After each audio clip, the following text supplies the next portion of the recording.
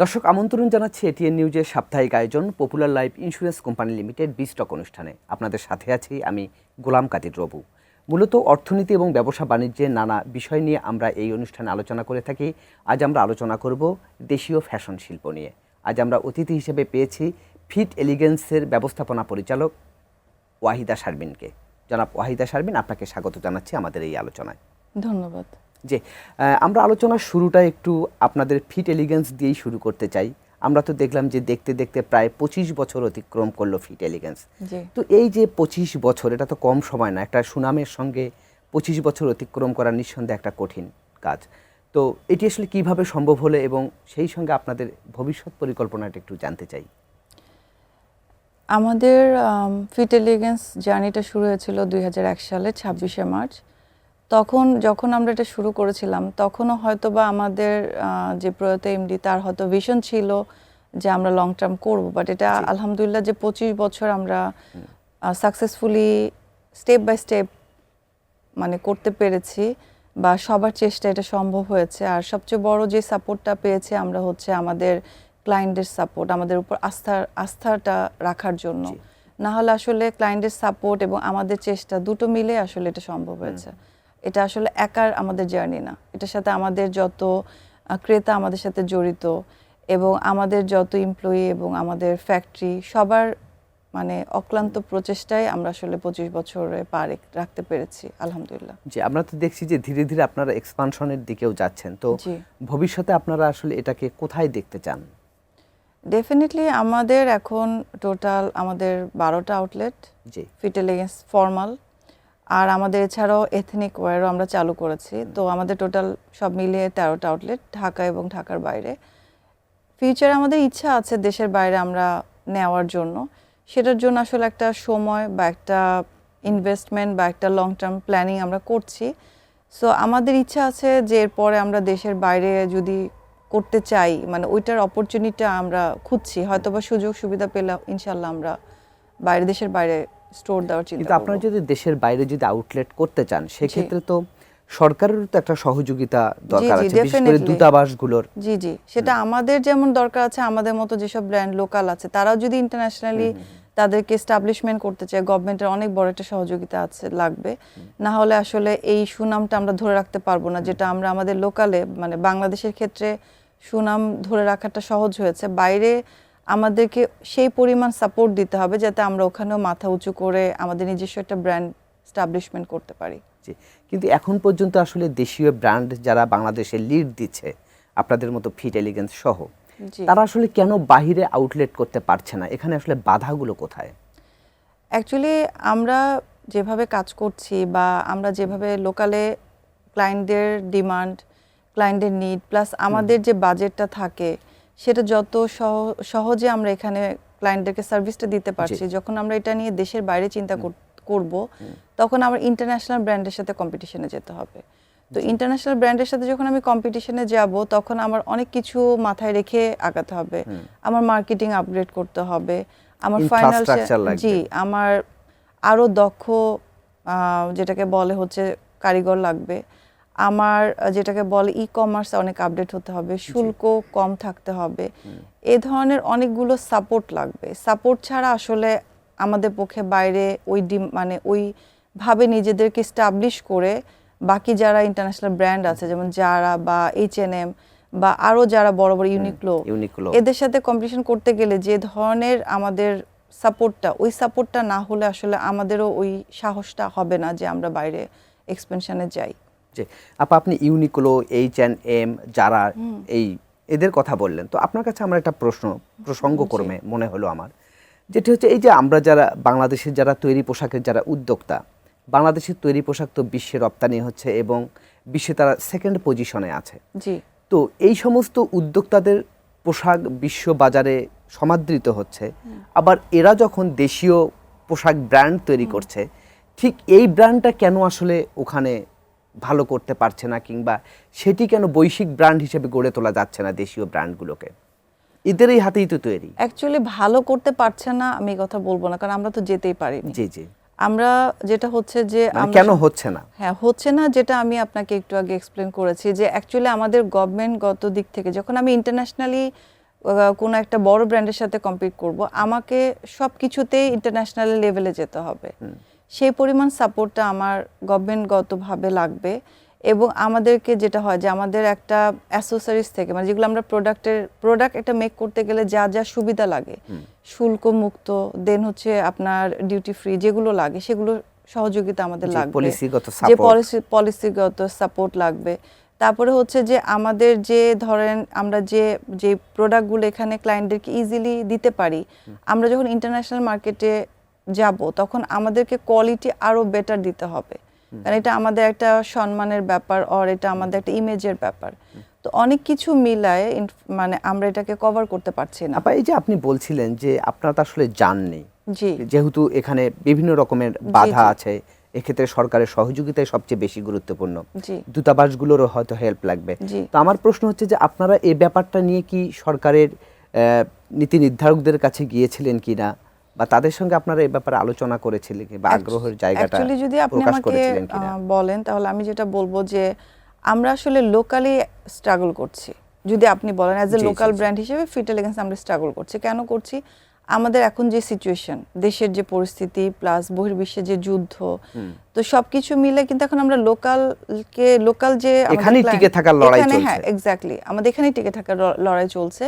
এবং আমরা একটার পর একটা বাধা পাচ্ছি, একবার জ্বালানি, একবার এখন যেটা খুব একটা কঠিন পরীক্ষা যাচ্ছে টাইমিং, মার্কেটের টাইমগুলো, এটা আমাদের অনেক বড় একটা এফেক্ট ফেলেছে। আমাদের বিজনেস এটাকে বলবো যে অনেক দূর নিচে নিয়ে গেছে। তো কোভিড একটা বিষয় ছিল, তারপরে আমাদের দেশের রাজনৈতিক সিচুয়েশন, তারপরে যুদ্ধ ইন্টারন্যাশনালি। সো আমরা আগে নিজেরা তো আমাদের নিজেদের জায়গাটাকে শক্ত করতে হবে, যেটা আমাদের লোকাল বিজনেস।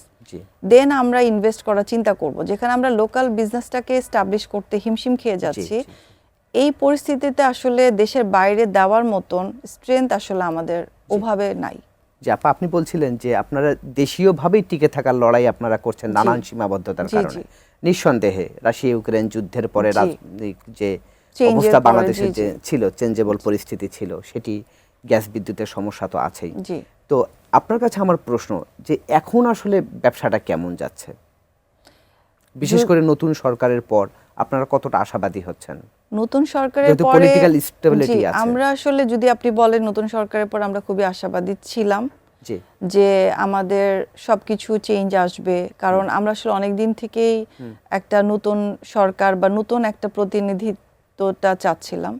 ডেফিনেটলি ওটা আমরা পজিটিভ ছিলাম, কিন্তু কিছুটা এখন নেগেটিভ, যেহেতু একটা ওয়ার্ল্ডে একটা যুদ্ধ চলছে। তো এখানে আসলে গভর্নমেন্টের তো একার সমস্যা না, এটা একটা মানে ওয়ার্ল্ড ওয়াইড প্রবলেম, এটা গভর্নমেন্টেরও কন্ট্রোলে নাই। কিন্তু এটার জন্য যেটা হচ্ছে যে আমাদের মতো যারা ব্র্যান্ড বা আমাদের থেকে যারা ছোট বা আমাদের থেকে বড়, সবারই কিন্তু ইম্প্যাক্ট পড়েছে। কিছু কিছু শপ আছে, যেমন আগে যাদের 5টা স্টোর ছিল তারা এখন 3টাতে নিয়ে আসছে, এবং আমি আরো 2টো স্টোর ওপেন করতে চাচ্ছি, কিন্তু আমি পারছি না। কারণ আমার কাছে মনে হচ্ছে আমি যে করব, আমার টাইমিং লিমিটেশন আছে। ক্লায়েন্টের পারচেজ এখন অনেক কমে গেছে, কারণ সবাই এখন যেটা হচ্ছে যে তারা ভয় পাচ্ছে যে আমি মানে কখন মানুষ একটা প্রোডাক্টে ইনভেস্ট করবে বা কখন সে শপিং করবে। শপিংটা হচ্ছে এটা নেসেসারি জিনিস না, এটা হচ্ছে এটাকে আপনার প্রয়োজন এবং আপনার ফ্যাশন দুইটা অন্য জিনিস। যে আপনি ফ্যাশন সচেতন হয়ে করছেন আর আপনার ইভেন্টের জন্য করছেন, কিন্তু আপনার যখন এটা বাধা পাচ্ছে, ইকোনমিক্যালি আপনার ইনকাম কমে যাচ্ছে, তখন তো আপনি পারচেজের লেভেলটা অটোমেটিক এটা কমে যাচ্ছে। আপা, প্রসঙ্গে কোনো একটি কথা বলি, সেটা হচ্ছে আপনি বলছিলেন যে আপনি বিজনেস এক্সপানশন করতে চান, কিন্তু আবার এক পর্যায়ে থমকেও যান, যেহেতু মিডল ইস্ট ক্রাইসিস, পাশাপাশি ইনফ্লেশনের কারণে যে পার্সেজিং পাওয়ার যে কমে যাচ্ছে মানুষের, এসব কারণে পাশাপাশি কি হাই ইন্টারেস্ট রেটটাও কি এখানে একটা বড় বাধা কিনা? এটা ডেফিনেটলি একটা বাধা। প্লাস আমাদের লোনের ক্ষেত্রে, যেমন আমরা যদি কোনো লোনে যাই, অনেক ক্ষেত্রে দেখা যায় লোনগুলো অনেক অনেক ডিমান্ড করে, যেটা আমাদের ওই অতগুলি ক্যাটাগরি ফুলফিল করা সম্ভব হয় না। তো আসলে কি যে কোনো বিজনেসের ক্ষেত্রে গভর্নমেন্ট সাপোর্ট বা ব্যাংক লোনটা খুবই ইম্পর্টেন্ট এক্সপেনশনের ক্ষেত্রে, কারণ কেউ কিন্তু তার নিজস্ব জমানো পুঁজি দিয়ে বিজনেস করে না। হ্যাঁ, ডেফিনেটলি তার পুঁজি থাকে বা তার একটা সাপোর্ট থাকে, পাশাপাশি যেটা থাকে সেটা হচ্ছে একটা সাপোর্ট ব্যাংক থেকে বা গভর্নমেন্টের কিছু ইজি রুলসের মাধ্যমে এটা হয়। এখানেও আমাদের একটা বড় চেঞ্জেস আছে। সো সব কিছু মিলায় আসলে আমরা যদি বলেন যে ওভারঅল বাংলাদেশের ব্যবসার কন্ডিশন, আমি বলবো এখন ব্যবসা আমরা খুব একটা ভালোভাবে করতে পারছি না। আপা, আপনি বলছিলেন যে ব্যবসা ভালোভাবে করতে পারছেন না, নানান রকমের প্রতিবন্ধকতার কথাও আমাদের আলোচনায় উঠে আসলো। পাশাপাশি আরেকটা বিষয় একটু জানতে চাই যে নতুন সরকারের পরে তো একটা ঈদও আমরা পেলাম জি, জি, কিছুদিন আগে, জি। আবার সামনে আর একটা ঈদ। জি। তো এখন ঈদের সময় তো আমরা দেখি যে দেশীয় ফ্যাশনগুলো একটা বড় রকমের প্রস্তুতি নিয়ে মাঠে জি, নামে। জি। তো এবারে আসলে কেমন? আমি আপনাকে যদি বলি ১ বছর ২ বছর ইভেন এই সরকার আগে যখন ছিল তখন ঈদগুলো যেভাবে আমরা প্রিপারেশন নিতাম, লাস্ট আমরা আসলে ওভাবে প্রিপারেশন নিতে পারিনি, বিকজ মানে একটা চেঞ্জের কারণে। গত রোজার ঈদে যেটা হয়েছে তখন আমরা যে প্রিপারেশনটা আমাদের ছিল, এবার ঈদে আমাদের প্রিপারেশন আরো কম, এবং এটা আমাদের জন্য ভালো অবশ্যই খবর না, কারণ আমাদের সাথে কিন্তু অনেক লোক যুক্ত। সো আমরা যখন অর্ডার কমায় দিচ্ছি বা মানে আমরা যখন ক্লায়েন্ট পারচেস কমায় দিচ্ছি, আমরা অর্ডার কমায় দিচ্ছি, প্রোডাকশন কমায় দিচ্ছি, অটোমেটিক দেখা যাচ্ছে যারা আমাদের সাথে রিলেটেড, যারা আমাদেরকে অ্যাসেসরিজগুলো দেয়, বিভিন্ন সুতা থেকে শুরু করে ব্যাগ ট্যাগ ব্যাকওয়ার্ড লিংকেজ যে যারা হ্যাঁ, এটা জড়িত। আমাদের সাথে কিন্তু পিছনে আরো 10 জন সাপোর্টের টিম থাকে, তো সবার ব্যবসায় কিন্তু খারাপ, কারণ যেহেতু আমরা চাচ্ছি না তারাও দিতে পারছে না। সেক্ষেত্রে কি এই যে এখন যে মার্কেট খোলা বন্ধের যে নতুন নিয়মটা জি। দিয়েছে, টাইম ফ্রেমটা, জি, জি। এটিও কি একটি বড় প্রভাব এটা অনেক ফেলেছে বড় কিনা? একটা কারণ, এটা অনেক বড় একটা কারণ, কারণ আমাদের অফিস আওয়ারই হচ্ছে 9টা 5টা। তারপরে যে টাইমটা থাকে ওই টাইমটা 1 ঘন্টার মধ্যে একটা অফিস থেকে বের হয়ে শপিং বা প্রয়োজন ছাড়া নিতান্ত কেউ বের হতে চায় না। আর যেটা হয় যে টাইমিংটার লিমিটেশনে আমাদের আসলে অনেক একটা, আমরা যারা বিজনেস করছি আমাদের একটা ডিপ্রেশনও চলে আসছে, জি। কারণ একে তো আমরা politically sufferer, second of all আমরা ওয়ার্ল্ড ওয়াইড যে ইন্টারন্যাশনাল পলিটিক্সের সাফারার, এখন হচ্ছে আবার টাইম ফ্রেমের সাফারার। সো আমরা রিকভারি আসলে আমাদের হচ্ছে না, মানে আমরা আসলে যেটা আপনাকে একটু আগে বলছি, আমরা কোভিডের পর থেকে স্ট্রাগল করছি, মিনিমাম আমাদের 6 বছর চলছে যে আমরা স্ট্রাগলে আছি। তো এভাবে করে অনেক ব্যবসায়ী কিন্তু নতুন করে হচ্ছে না, মানে পিচফুল রিকভারিটা হচ্ছে না না। হচ্ছে না। সেক্ষেত্রে তো আমরা শুনলাম যে 12 মে থেকে তো সময়টা একটু এক্সপানশনের দিকে যাবে, জি, জি। টাইমটা। সেক্ষেত্রে এটা কি ওই ঘাটতি কি কাটিয়ে ওঠা সম্ভব? না, এটা সম্ভব না। আচ্ছা। এটা সম্ভব না, কারণ হয় কি, যেটা বললাম যে একটা জাস্ট ডিফারেন্ট একটা এক্সাম্পল দেই, যেমন পরীক্ষা 7 দিন আগে পড়ে যেমন আপনি পরীক্ষা ভালো করতে পারবেন না, জি, জি। সেমনি তেমনি আপনি জাস্ট 20 দিন থেকে 18 দিন আগে 10টা পর্যন্ত করে এটার ওই ইম্প্যাক্টটা ফেলবে না, কারণ আমাদের স্যালারি আছে, বোনাস আছে, অলরেডি স্যালারি টাইম শুরু হয়ে গেছে, বোনাসের টাইম। তো 12 তারিখে দিয়ে যদি এটা আমি বললাম, আর এটা হচ্ছে কুরবানির ঈদ, সবার ফোকাস থাকে যে কুরবানির প্রতি, তো এইটা খুবই স্ট্রাগল।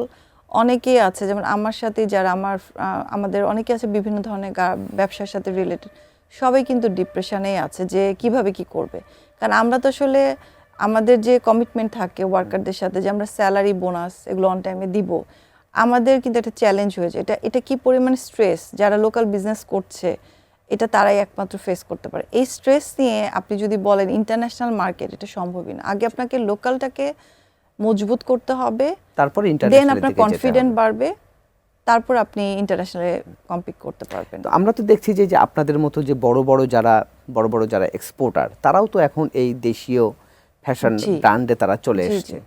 এবং সেই সঙ্গে আমরা দেখছি যে নতুন ভাবে যারা ব্যবসায় ইনক্লুড হতে চান, ব্যবসায় যুক্ত হতে জি। চাচ্ছেন, তরুণদের মধ্যেও একটা সম্ভাবনা দেখা যাচ্ছে যে তারাও এই ব্যবসাটা আসছে, জি।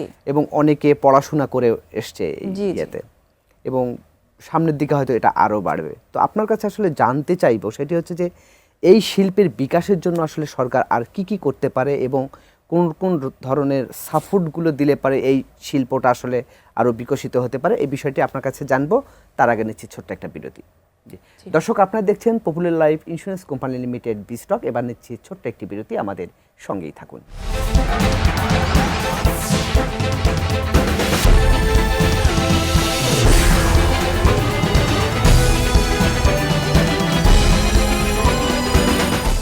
দর্শক, বিরতির পর আমরা আবারও ফিরে এলাম popular life insurance company limited বিস্টক অনুষ্ঠানে। আজ আমরা আলোচনা করছি দেশীয় ফ্যাশন শিল্প নিয়ে। আমাদের সঙ্গে অতিথি হিসেবে আছেন ফিট এলিগেন্সের ব্যবস্থাপনা পরিচালক ওয়াহিদা শারমিন। যে আপনাকে আরেকবার স্বাগত জানাচ্ছি আমাদের এই আলোচনায়।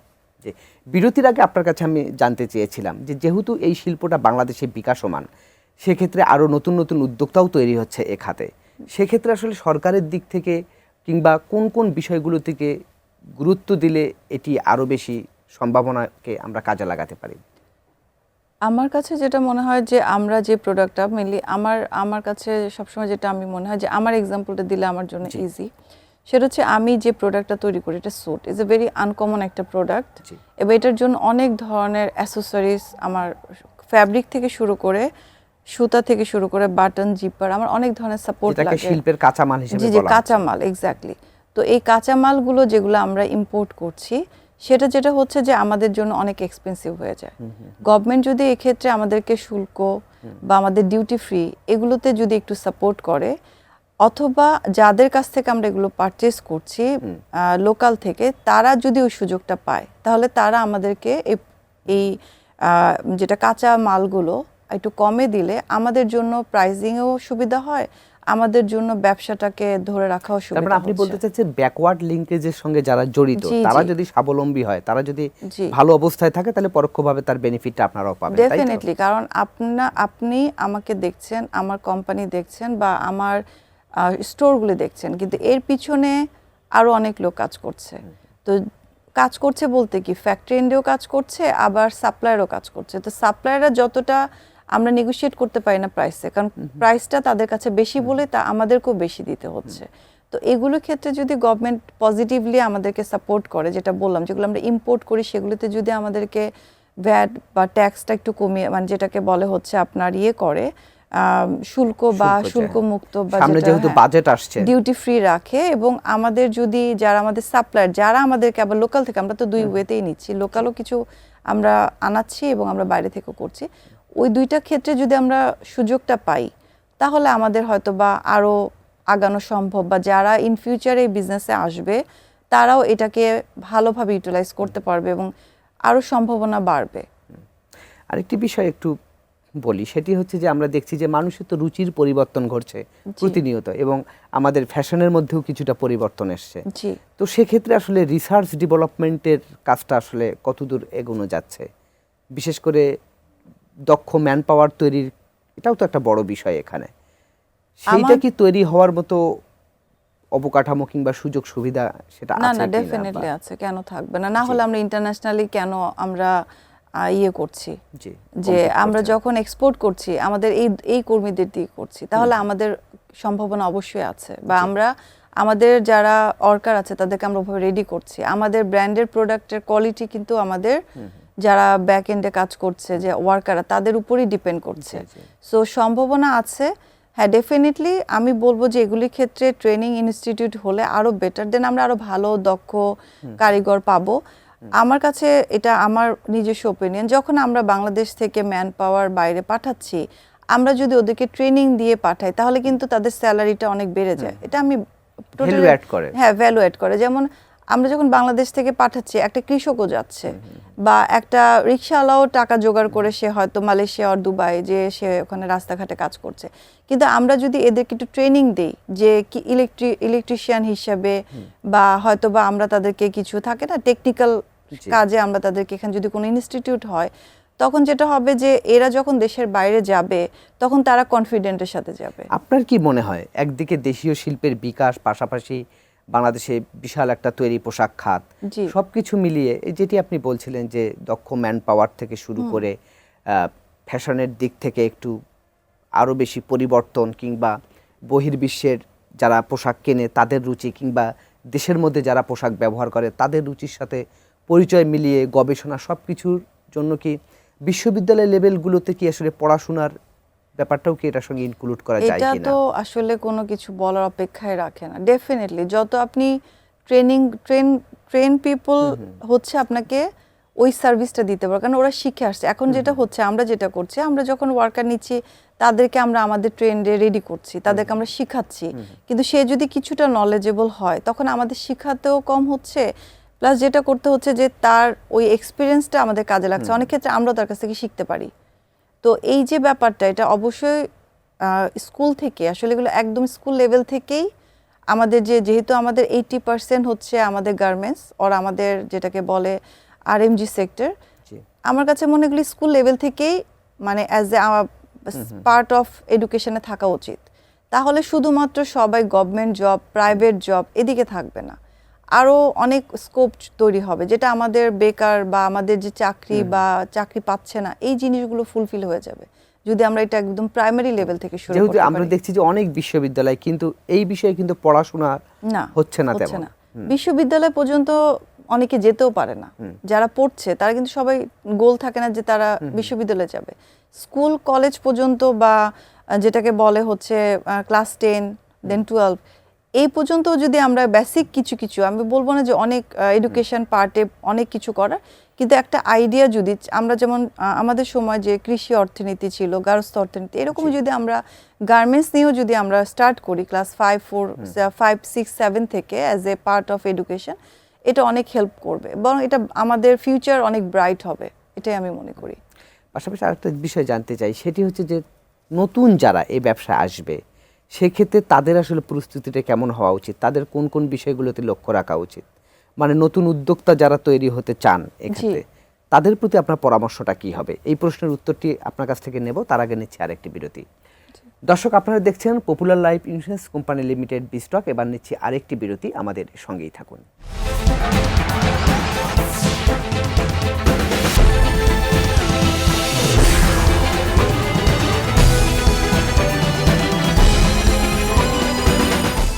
দর্শক, বিরতির পর আমরা আবারও ফিরে এলাম popular life insurance company limited বিস্টক অনুষ্ঠানে। আজ আমরা আলোচনা করছি দেশীয় ফ্যাশন শিল্প নিয়ে। আমাদের সঙ্গে অতিথি হিসেবে আছেন ফিট এলিগেন্সের ব্যবস্থাপনা পরিচালক ওয়াহিদা শারমিন, যে আপনাকে আরেকবার স্বাগত জানাচ্ছি। যে বিরতির আগে আপনার কাছে আমি প্রশ্ন করেছিলাম, এখন তো আমরা দেখছি যে এই যে জেনজি জেনারেশন বলা হচ্ছে, অর্থাৎ তরুণ যারা, তারা কিন্তু পড়াশোনা শেষ করে কিংবা পড়াশোনা চলাকালীন সময়ে তারা পাশাপাশি ব্যবসার দিকে ইনক্লুড হচ্ছে। বিশেষ করে আমাদের দেশীয় ফ্যাশন রিলেটেড বিজনেসগুলোর দিকে তারা বেশি ঝুঁকছে। তো সেক্ষেত্রে যারা তরুণ যারা উদ্যোক্তা এই ব্যবসায় আসবে, তাদের প্রতি আপনার পরামর্শ কি থাকবে আপনার দীর্ঘদিনের অভিজ্ঞতা থেকে? আমাদের একটা সময় ছিল যখন আমরা খুব একটা মানে যেটাকে বলবো যে বাবা মারা ইউনিভার্সিটি পর্যন্ত কোনো জব বা কোনো বিজনেসের চিন্তা করতে দিত না। জি। কিন্তু এখনকার প্যারেন্টসরা অনেক আপডেট এবং ছেলেমেয়েরাও অনেক বেশি মানে তারা সেলফ ইন্ডিপেন্ডেন্ট। এটা আমার কাছে খুবই পজিটিভ মনে হয়। বাইরের মতন এখন আমাদের দেশে এটা শুরু হয়েছে, আরও আগে থেকেই শুরু হয়েছে।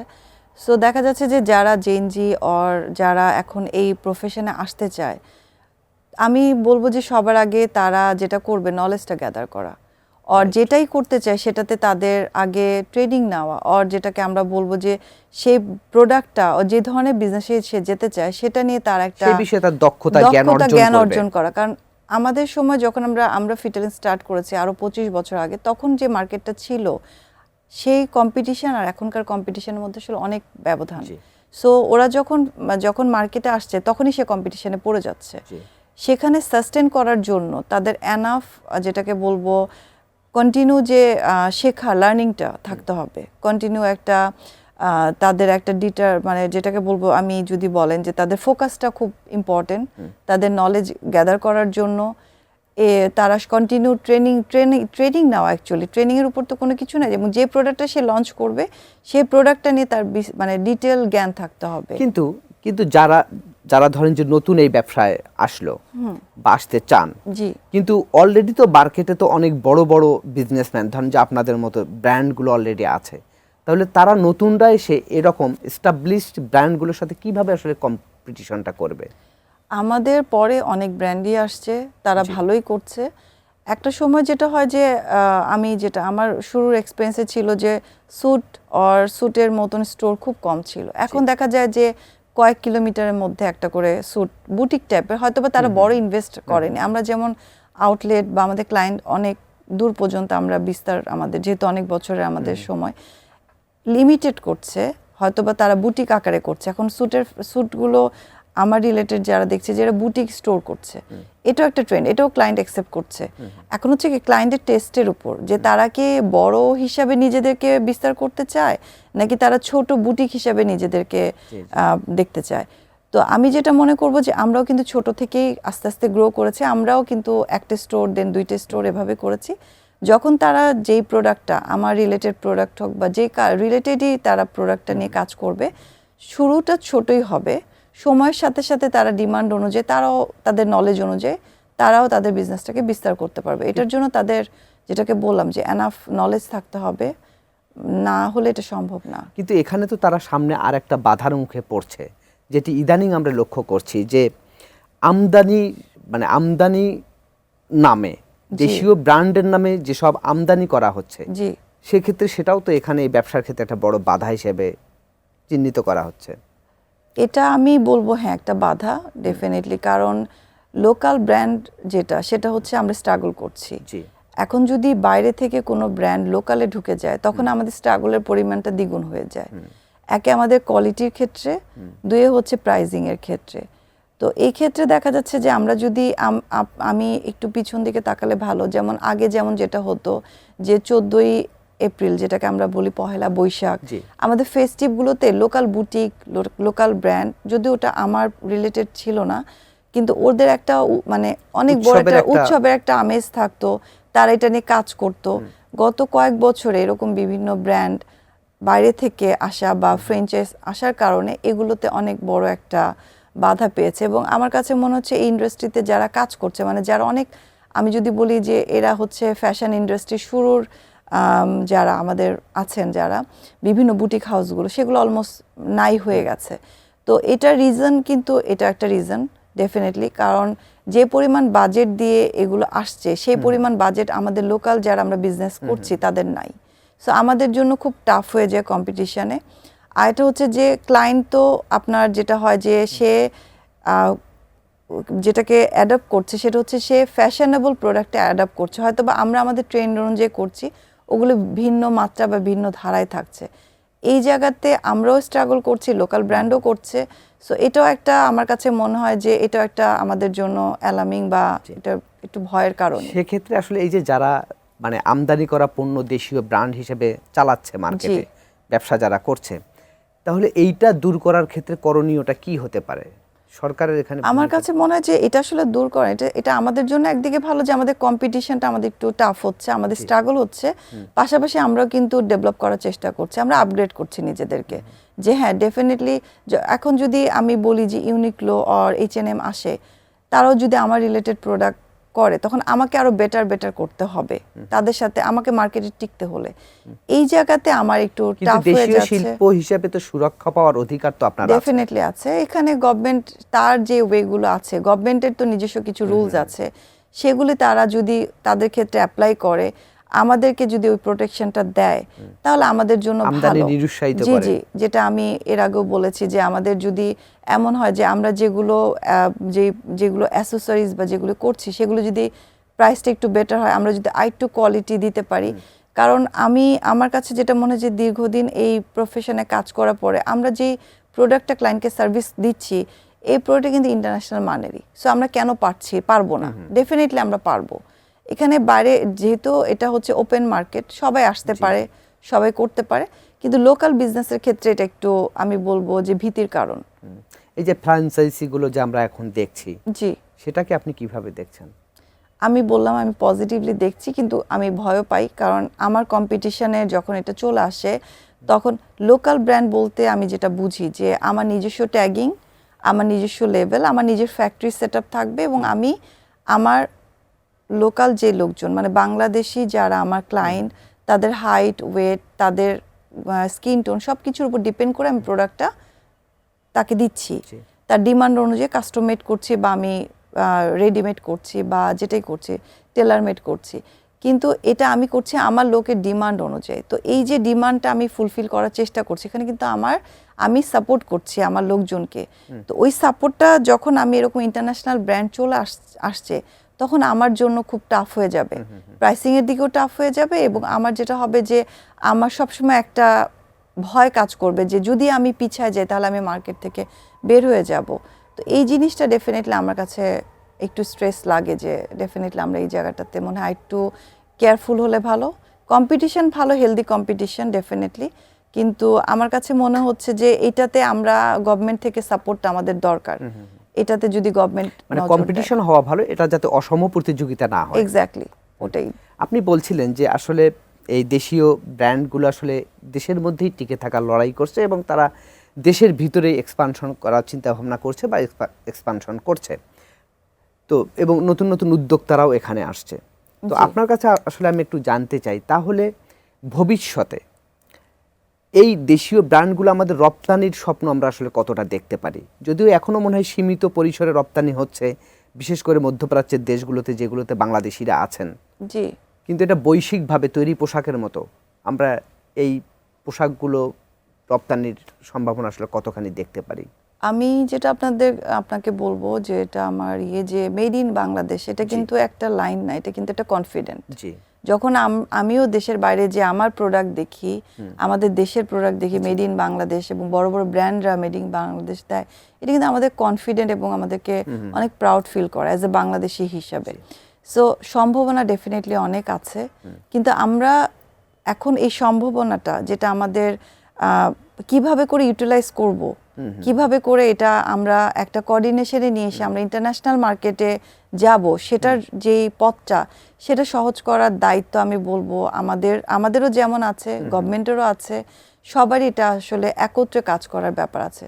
সম্ভাবনা না থাকলে তো নিশ্চয়ই আমরা এত বছর ধরে জিডিপির একটা বড় অংশ আমরা এটাকে নিতে পারি না। হয়তোবা আমরা আমাদের নামে যাচ্ছি, মেড ইন বাংলাদেশ যাচ্ছি, কিন্তু হয়তোবা আমরা ওই অ্যাজ এ ব্র্যান্ড হিসেবে অ্যাজ এ ফিট এলিগেন্স দিয়ে আমি স্টোর দিতে পারছি না। তো এটার জন্য বোথ সাইডেই আমাদেরও আরও অক্লান্ত পরিশ্রমের দরকার, আর গভর্নমেন্টেরও সাপোর্ট দরকার।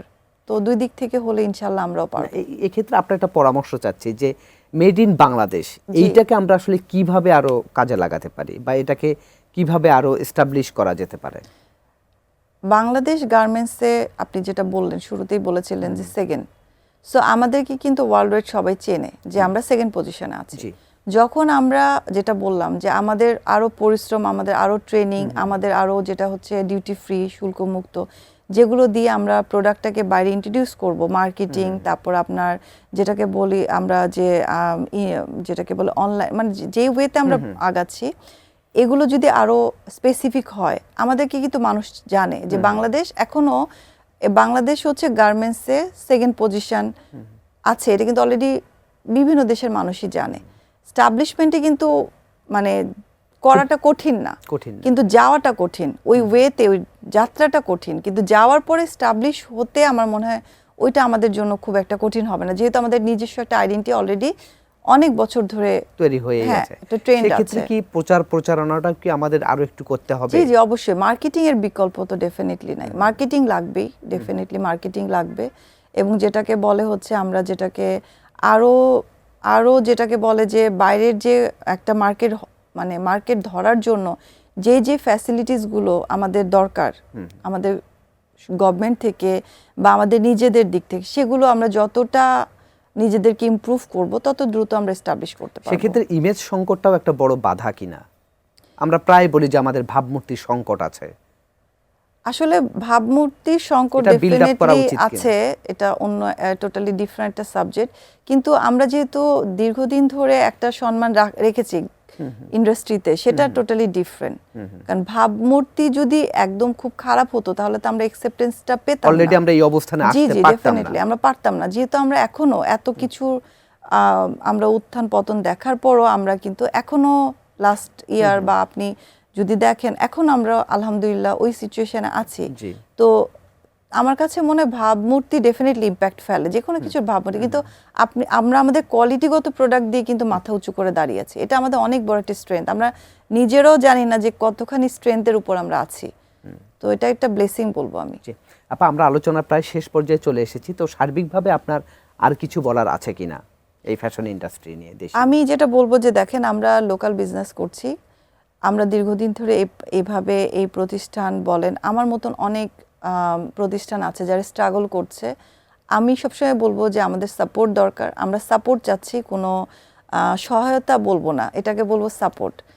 তো আমাদের মতন যারা আছেন বা যারা লোকাল বিজনেস নিয়ে অনেক দিন স্ট্রাগল করছে এবং অনেক লোক আমাদের উপর ডিপেন্ডেন্ট, আমাদের উপর তাদের রুটি রুজি ডিপেন্ড করছে, আমি বলবো যে এই জায়গাতে আমাদেরকে সাপোর্ট গভর্নমেন্ট থেকে করা, বিশেষ করে এখন যে সিচুয়েশনগুলো আমরা ফেস করছি, যে ইলেকট্রিসিটি প্রবলেম, টাইমিং লিমিটেশন, এগুলো যদি আমরা একটু ফ্লেক্সিবিলিটি পাই, মেবি আমরা আমাদের মতন আরও অনেক কোম্পানি যারা হয়তো বা নিজেদেরকে ক্লোজ করা বা শাটডাউন করার চিন্তা করছে, তারা করবে না। এবং লোকাল বিজনেসকে সাপোর্ট করা এটা আমাদের নৈতিক দায়িত্বের মধ্যেই পড়ে, কারণ আগে আমরা আমাদের দেশকে সাপোর্ট করব, তারপর আমরা আদারওয়াইজ বাইরের কিছু সাপোর্ট করব। সো এটাই আমার মানে বলা আর কি। আপনাকে অসংখ্য ধন্যবাদ। আমরা আলোচনার একেবারে শেষ পর্যায়ে চলে এসেছি, আমাদেরকে সময় দেওয়ার জন্য আপনাকে অসংখ্য ধন্যবাদ জানাচ্ছি। আপনাকে অনেক ধন্যবাদ একটা সুন্দর আলোচনা আমাকে ডাকার জন্য। আর আমার কিছু কথা যেটা আসলে আমি হয়তো বা আমার হয়ে বলছি, বাট এটা হয়তো বা অনেকেরই কথা, লোকাল যারা আমরা কাজ করছি লোকাল ব্র্যান্ড নিয়ে। তো আপনাকে অনেক অনেক ধন্যবাদ, এনটিএ নিউজকে অনেক ধন্যবাদ এরকম একটা সুন্দর প্রোগ্রাম রাখার জন্য। Thank you. জি, আপনাকেও ধন্যবাদ। জি দর্শক, এই ছিল আজকের popular life insurance company limited বিস্টক। আগামীতে আবারও দেখা হবে অন্য কোনো বিষয় নিয়ে। সে পর্যন্ত ভালো থাকুন, সুস্থ থাকুন, এটিএন নিউজের সঙ্গেই থাকুন।